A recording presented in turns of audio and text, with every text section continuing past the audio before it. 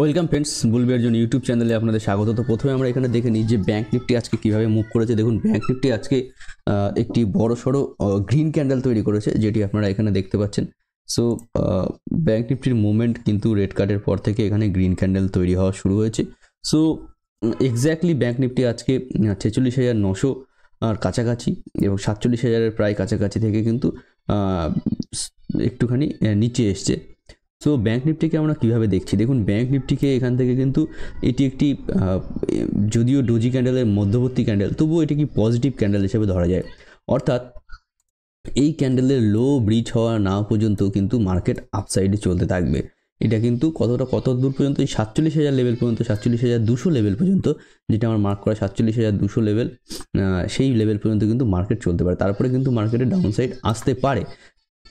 এটা এইভাবে যদি আমি কানেক্ট করি যে পুরোটা রেড ক্যান্ডেল, তারপরে রিট্রেসমেন্ট, তারপরে এখান থেকে মার্কেটে ডাউন সাইড, যদি এখান থেকে মার্কেটে সেরকম মুভমেন্ট আমরা দেখতে পাই, তাহলে কিন্তু আমরা এখান থেকে পরবর্তীকালে এটা কিন্তু এখান থেকে শর্ট আমরা করতে পারি। এইভাবে যদি পিওর ক্যান্ডেল স্টিক্সে দেখেন, তাহলে কিন্তু এইভাবে একটি ক্যান্ডেল চার্ট তৈরি হচ্ছে, যেটি কিনা আমি যদি দেখেন এই যে ক্যান্ডেল চার্ট, এবং এখানে যদি আমি চার্টটা লাগিয়ে দিই তো এইভাবে ডাউন সাইড নিচে হতে পারে, এবং এখানে যদি আমি ট্রেন লাইনগুলো লাগিয়ে দিই তাহলে কিন্তু মার্কেট এইভাবে নিচে আসতে পারে।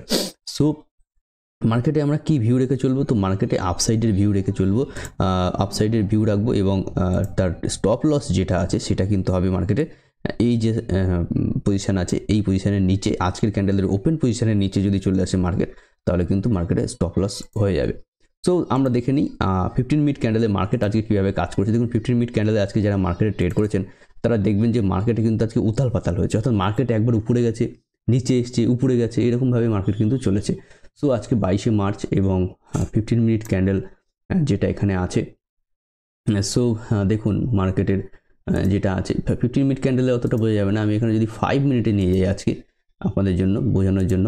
সো দেখুন 5 মিনিট ক্যান্ডেলে মার্কেট ফার্স্ট ওপেন হয়েছে এখানে ওপেন হয়েছে মার্কেট, এই ক্যান্ডেলটা, এবং সেই ক্যান্ডেল উপরে গেছে, নিচে এসছে, মার্কেট মনে হচ্ছিলো ক্র্যাশ হয়ে যাবে, তারপরে কিন্তু মার্কেট আপসাইডে গেছে, তারপর আবার নিচে এসছে, তারপরে মার্কেট কিন্তু আপসাইডে গিয়ে এখানে একটা কনসোলিডেশন জোন তৈরি করেছে। অর্থাৎ এই জোনটাকে যদি ভালো করে বুঝতে পারেন যে মার্কেটে কিন্তু বায়ার সেলার দুটোই ফাইট করছে। এখানে আপসাইডে গেছে, মার্কেট নিচে চলে এসছে, মনে হচ্ছিলো এখান থেকে ক্র্যাশ হয়ে যাবে, তারপরে মার্কেট উপরে গেছে, তারপরে মার্কেট আবার নিচে চলে এসছে এতটা। অর্থাৎ এখানে কিন্তু অপশান যারা বাই করেছে বা সেলার দুটোরই কিন্তু পয়সা চলে গেছে। অর্থাৎ মার্কেটে অপশান সেলার যারা আছে তাদের কিন্তু এই পজিশানটা, অর্থাৎ যেটি কিনা 46,500 এবং হাই সাইডে 47,000 লেভেল, এই লেভেল দুটো কিন্তু ক্রুশিয়াল লেভেল হয়ে যাচ্ছে আগামী দিনের জন্য। সো মার্কেটে আগামী দিনে কীভাবে ওপেন হলে কীভাবে আমরা কাজকর্ম করতে পারি। তো দেখুন মার্কেট যদি গ্যাপ আপ ওপেন হয়ে যায় এইসব জায়গাতে যদি ওপেন হয়ে যায়, তাহলে কিন্তু মার্কেটে সেলিং অপরচুনিটি আমরা পাবো। আর যদি গ্যাপ ডাউন ওপেন হয় তাহলেও কিন্তু আমরা এখান থেকে সেলিং অপরচুনিটি পাবো। তো মার্কেটে কিন্তু সেলিং অপরচুনিটির জন্য মার্কেট গ্যাপ আপ গ্যাপ ডাউনে ওপেন হলে, আর যদি মার্কেট এইরকম পজিশনে ওপেন হয় তাহলে কিন্তু প্রাইস অ্যাকশন দেখে আমরা ট্রেড করবো আপসাইডের জন্য। কতটা? 47,200 লেভেলের জন্য। সো ক্লিয়ার, 47,200 লেভেল, এবং গ্রিন ক্যান্ডেল যেহেতু তৈরি করেছে সেহেতু মার্কেট কিন্তু আপসাইডে যাওয়ার জন্য রেডি হওয়ার একটা ভূমিকা এখানে নিচ্ছে। সো আমরা চলে যাই নিফটিতে। নিফটি দেখুন আজকে নেগেটিভে শুরু হয়েছিল, তারপরে কিন্তু নিফটি অনেকটা পজিটিভ হয়েছে, এবং নিফটির জন্য কিন্তু মার্কেট আজকে পজিটিভ অনেকটা হয়েছে। এবং দেখুন মার্কেট এক্স্যাক্টলি ক্লোজ করেছে 22,000, যে 119-এর লেভেল আমার এখানে ছিল তার নিচে কিন্তু নিফটি ক্লোজ করেছে। অর্থাৎ নিফটির ক্ষেত্রেও মার্কেট কিন্তু যদি নিচে ওপেন হয় তাহলে কিন্তু মার্কেটে আমরা একটা ফ্ল্যাশ সেল অফ দেখতে পারি, ফ্রেশ সেল অফ, এবং যদি এখান থেকে উপরে যায় এখান থেকে কিন্তু রেজিস্ট্যান্স ফেস করে মার্কেট নিচে আসতে পারে।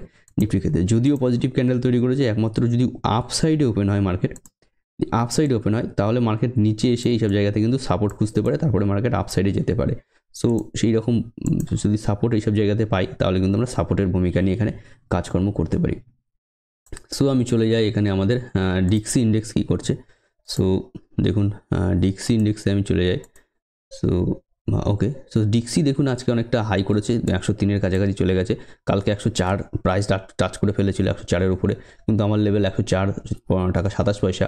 সো লেভেলটি আপনি দেখতে পাচ্ছেন অনেক আগে থেকেই যে ক্রস লাইন ওভার করেছে সেখান থেকে কিন্তু লেভেলটি রয়েছে, এবং রিসেন্ট যে হাই সুইং আছে সেটা 104-এর উপরে, 105-এর উপরে যায়নি। সো 104-5-এর উপরে ডলার ইন্ডেক্স গেলে মার্কেটে কিন্তু ফ্রেশ সেল অফ আসবে, এবং এফআইআইরা কিন্তু বরাবর সেলিং করে যাচ্ছে। সুতরাং মার্কেটে কিন্তু ডিক্স ইন্ডেক্স থেকে মার্কেট নেগেটিভ আছে। ওহো শো শিট। সো আজকে কিন্তু মার্কেটে সবচেয়ে বড় যেটা হয়েছে সেটা কিন্তু ডলার ইন্ডেক্স। সো মার্কেটে ডলার অনেকটা স্ট্রং হয়েছে, এবং এই জন্য কিন্তু আমাদের আইটি সেক্টরগুলো যারা দেখবেন যে তারা কিন্তু এখান থেকে প্রফিট করতে পারে, বাদবাকি সেক্টরগুলোর ক্ষেত্রে সমস্যা আছে, প্রবলেম আছে।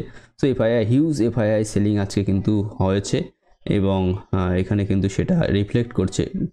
তো উপরের দিক থেকে কিন্তু প্রেশার এসেছে, তবুও এটা কিন্তু এখান থেকে একটি গুরুত্বপূর্ণ ভূমিকা রাখছে মার্কেটে কিন্তু বরাবর এখানে কিন্তু বড়সড় যেহেতু ক্যান্ডেল তৈরি হয়েছে, সো এরপরে উইকলিতেও আমরা বড়সড় ক্যান্ডেল এখানে দেখতে পারি। সো সেই জন্য কিন্তু আমাদের মার্কেটে ফ্রেশ সেল আপ আসতে পারে। সো বড়সড় গ্রিন ক্যান্ডেলের পরেও এই ডলারের বিহেভিয়ার দেখে আমি আপনাদেরকে এখানে বলবো যে ফ্রেশ সেল করার জন্য কিন্তু আপনাদের মাইন্ডসেট তৈরি করা দরকার। এখানে কিন্তু আপসাইডে ফ্রেশ সেল আপ আসতে পারে। সো নিফটির ক্ষেত্রেও যদি আমি দেখে নিই, তো দেখুন এখানেও ডলার ইন্ডেক্স উপরের দিকে যাচ্ছে। সো মার্কেটে কিন্তু ফ্রেশ সেল আপ বা ফ্রেশ আপনাদের রয়েছে। সো উইকলি ক্যান্ডেল এখানে নিফটির ক্ষেত্রে একটি হ্যামার তৈরি হয়েছে। সো এই হ্যামারটি কাজ করতে পারে, যেহেতু বড় রেড ক্যান্ডেলের নিচে তৈরি হয়েছে। তো এরপরে কিন্তু মার্কেট আপসাইডে যেতে পারে, তবুও কিন্তু একবার জন্য মার্কেট টেস্ট করার জন্য নিচে আসতে পারে। সেটার কারণ হচ্ছে যে ইন্ডেক্সে আপনি দেখেছেন যে কীভাবে ডলার মুভ করেছে, ডিক্সি ইন্ডেক্স মুভ করেছে। সো এটা কিন্তু হতে পারে। সো আমি চলে যাই ব্যাঙ্কগুলো কীভাবে কাজকর্ম করেছে। এইচডিএফসি ব্যাঙ্ক নিচের দিকে কনসোলিডেশন করছে, বিশেষ কিছু বলার নেই ব্যাঙ্ক সম্পর্কে। সো আইসিআইসিআই ব্যাঙ্কের ক্ষেত্রে আমরা দেখে নিই যে আইসিআইসিআই ব্যাঙ্ক কীভাবে কাজ করেছে। সো আইসিআইসিআই ব্যাঙ্কের চার্ট এখানে আমি খুলতে দিয়েছি। সো নেটওয়ার্কের ইস্যুর জন্য চার্ট এখানে লেটে খুলছে, যদিও চার্ট খুলে গেছে। সো আইসিআইসিআই ব্যাঙ্কের চার্ট এখানে খুলে গেছে, এবং এখানে আইসিআইসিআই ব্যাঙ্ক উইকলিতে কনসোলিডেশন করছে, এবং আমরা দেখে নেব এরপরে এসবিআই ব্যাঙ্কটি কীভাবে কাজ করেছে। সো তার আগে আমি দেখে নিই স্টকে যে আমার যে এফআইআই ডিআই ডাটা কী বলছে। সো দেখুন এফআইআই কিন্তু সেল করেছে, ডিআইআই বাই করেছে, এবং নিফটিতে এবং ব্যাঙ্ক নিফটিতে দুজনেই কিন্তু ফিউচারে পজিটিভ হয়েছে একই রকমেরভাবে। তো পজিটিভ ডাটা এসছে, বিশেষ করে ব্যাঙ্ক নিফটির ক্ষেত্রে, নিফটি ব্যাঙ্কের ক্ষেত্রে পজিটিভ ডাটা রয়েছে, সেল আপ রয়েছে, পজিটিভ ডাটা। মিড ক্যাপের ক্ষেত্রেও পজিটিভ রয়েছে, মিড ক্যাপ সিলেক্টের ক্ষেত্রে, এবং স্টকের ক্ষেত্রেও তারা পজিটিভে গেছে। সো আমি এখানে ডেরিভেটিভ ডাটা যদি দেখে নিই, তো ডেরিভেটিভের ক্ষেত্রেও কিন্তু মার্কেট পজিটিভ করার চেষ্টা করছে। সো এখানে কিন্তু আমরা বিগ পজিটিভ মুভ এখানে নিতে পারি। সো মার্কেট এখান থেকে কিন্তু পজিটিভ হওয়া শুরু হয়েছে, কিন্তু দুটো জিনিস কিন্তু এখানে তো একটু নেগেটিভিটি দেখাচ্ছে। সেটা হলো এক নম্বর ডিক্স ইন্ডেক্স এবং ডলার ইন্ডেক্স। সো সেই বিষয়ে কিন্তু আপনারা এখানে সাবধান থাকবেন। সেই দুটো যদি এখানে ক্লিয়ার হয়ে যায় তাহলে কিন্তু মার্কেটে কোনো রকম ক্লিয়ারিটি থাকবে না, কোনো রকম ডাউন সাইডের সমস্যা থাকবে না। মার্কেটে কিন্তু ডাটা যেগুলো আছে সেগুলো কিন্তু বুলিশ আছে। So state bank of India নিচের দিকে এসছে এবং টার্গেট এরিয়া রেজিস্ট্যান্স এরিয়ার কাছাকাছি চলে গেছে। সো এখান থেকে স্টেট ব্যাঙ্ক অফ ইন্ডিয়া আরও নিচে আসতে পারে, তার জন্য কিন্তু স্টেট ব্যাঙ্ক তৈরি হতে পারে। সুতরাং স্টেট ব্যাঙ্কের টার্গেট এখানে মিট হয়ে গেছে, স্টেট ব্যাঙ্ক আরও নিচে আসতে পারে। এবং আপনারা দেখেছেন যে রেড সি যে ক্রাইসিস, সেই সম্পর্কে কিন্তু আজকে গভর্নমেন্ট বলেছে যে রেড সিতে কিন্তু যে অ্যাটাক হচ্ছে, পাইরেটস অ্যাটাক, সেটা কিন্তু হচ্ছে। Red Sea crisis could spike inflation. So এখানে কিন্তু মুদ্রাস্ফীতি এবং লোয়ার গ্রোথ, অর্থাৎ গ্রোথ কিন্তু ডাউনসাইড হতে পারে, এবং ইনফ্লেশন বাড়তে পারে, অর্থাৎ পয়সার মূল্য তৈরি হতে পারে। But other routes have been own issues. So অন্য যে রাস্তাগুলো আছে, আরব সি যে রাস্তাটা সহজ রাস্তা ছিল ইন্ডিয়ার কাছে আসার জন্য, সেই রাস্তাটা কিন্তু এখন ঘুরে আফ্রিকা ঘুরে ইন্ডিয়াতে আসতে হবে। ফলে এই জায়গাটা কিন্তু তেলের খরচ, জাহাজের খরচ সব বাড়বে, এবং ইন্ডিয়াতে কিন্তু ইনফ্লেশন হিট করবে, আর গ্রোথটাও কিন্তু লো হয়ে যাবে। যেসব ইউরোপিয়ান কান্ট্রি বা অন্যান্য কান্ট্রির সঙ্গে আমাদের যে যোগাযোগ বা ছিল, সেগুলো কিন্তু এখান থেকে গভর্নমেন্ট বলছে সেগুলো কিন্তু অয়েল প্রাইস বাড়তে পারে।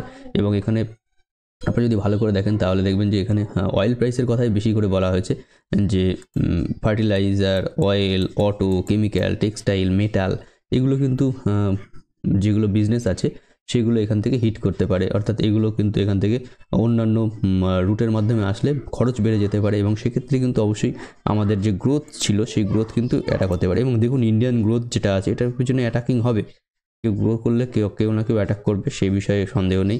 দেখুন এখন পয়সা দিয়ে হোক বা যা করে হোক সেখানে কিন্তু একটা অ্যাটাক করার ব্যবস্থা তৈরি করা হয়। সো এই ধরনের ব্যবস্থা কিন্তু এখানে হতে পারে। সো অপশান ডাটা আমি আজকে অপশান নেটের সমস্যার জন্য খুলছে না। সো আজকের ভিডিওটা এই পর্যন্তই। থ্যাংক ইউ ফ্রেন্ডস, ভিডিও দেখার জন্য অসংখ্য ধন্যবাদ এবং ভিডিওটি ভালো লাগলে অবশ্যই সাবস্ক্রাইব করবেন, লাইক, শেয়ার এবং কমেন্ট করে জানাবেন। Thank you, have a good night.